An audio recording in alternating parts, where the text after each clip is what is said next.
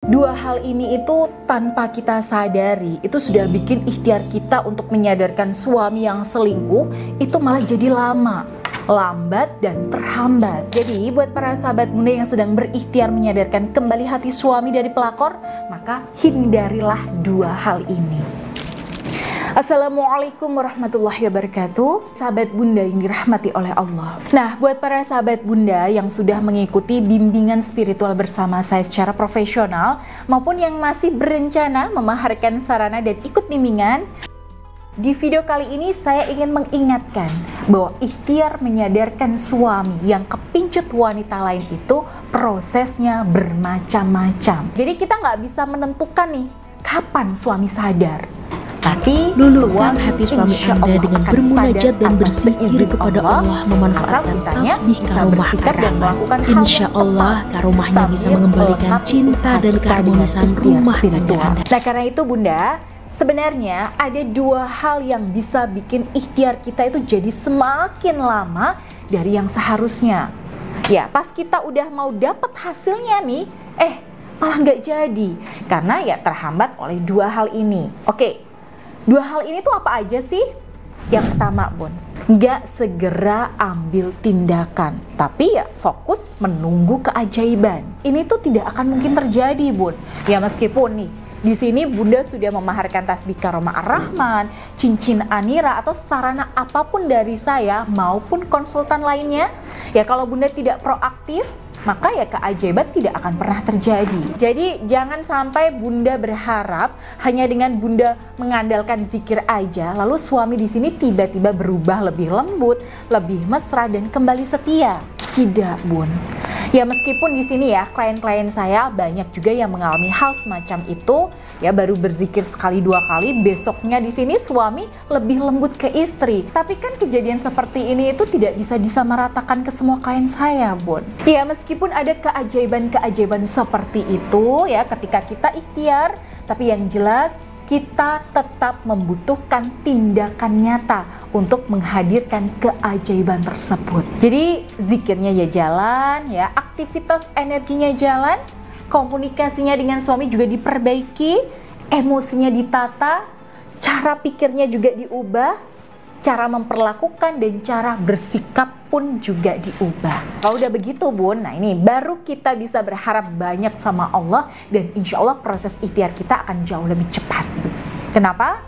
Ya karena di dunia ini itu ada rumus. Tanpa Allah kita nggak mampu. Tanpa usaha kita, Allah juga nggak mau. Jadi dua-duanya di sini itu baik ikhtiar spiritual dan tindakan positif dari kita. Nah itu harus sama-sama pentingnya. Nah makanya kalau bunda di sini konseling sama saya ya setelah memaharkan tasbih, cincin, kalung, itu selalu saya tanya nih, apa saja nih bun poin-poin di buku panduan yang sudah bunda lakukan di rumah? Mana saja nih yang belum? Nah, lalu kendalanya apa nih bun? Oke, ini baru bun, setelah itu saya akan berikan bimbingan. Nah, itu karena ya tindakan dan doa itu sama-sama pentingnya. Jadi prinsipnya, no action, nothing happen. Take action and miracle will happen. Ya, tanpa usaha lahiriah, keajaiban itu nggak akan datang. Tapi ketika kita ambil tindakan, disitulah keajaiban akan terjadi. Kemudian hal yang kedua nih yang cukup menghambat ikhtiar menyadarkan suami adalah fokus pada hasil. Nah ini bun, pengennya cepet nih ada hasilnya.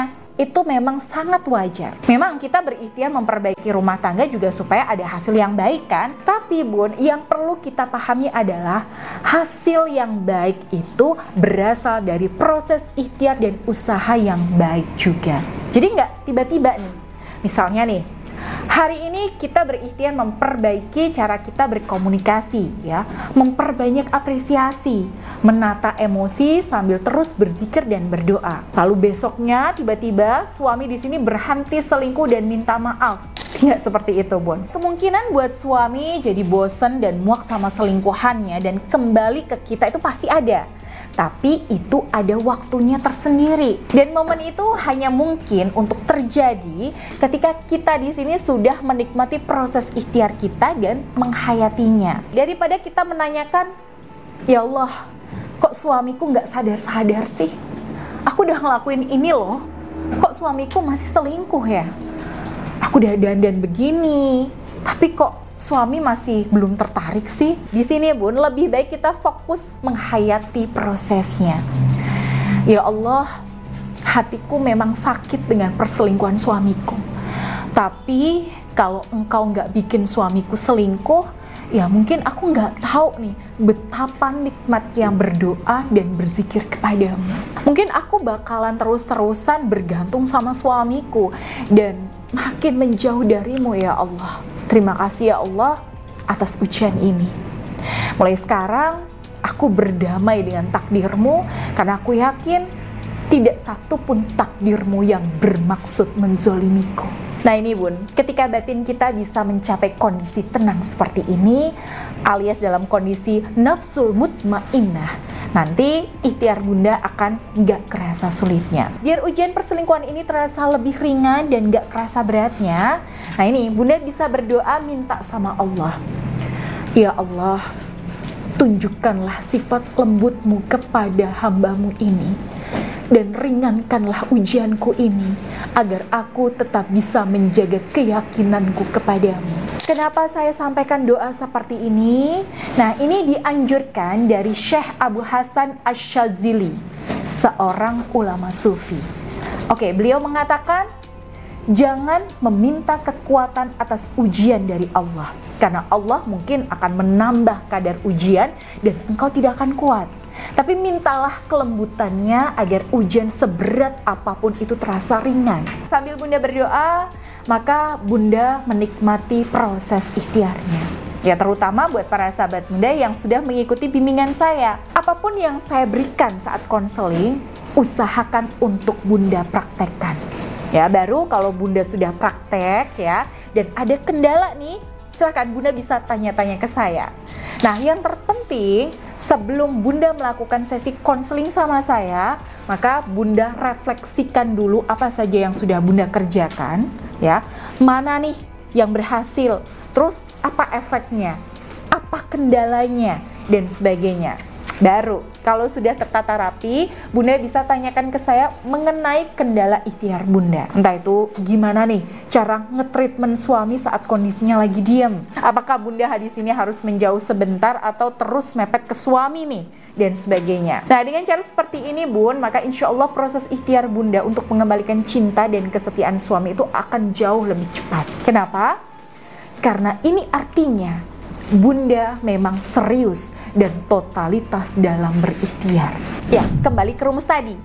Keajaiban baru akan muncul ketika kita ambil tindakan. Jadi pesan saya di video ini buat para sahabat Bunda yang ikhtiar menyadarkan suami peselingkuh, ya, usaha lahir dan ikhtiar spiritual itu ibarat dua sisi mata uang yang tidak bisa dipisahkan. Yang terakhir, buat para sahabat Bunda yang ingin segera mengikuti bimbingan saya ucapkan selamat bergabung, dan insya Allah bunda-bunda semuanya adalah para istri berikutnya yang mendapatkan pertolongan Allah dalam rumah tangga. Nah, untuk itu Bunda bisa ambil tindakan dari sekarang juga ya, dengan mengklik link WhatsApp di deskripsi video ini untuk konsultasi dan bimbingan profesional bersama saya. Baik, saya Bunda Ayu pamit. Wassalamualaikum warahmatullahi wabarakatuh.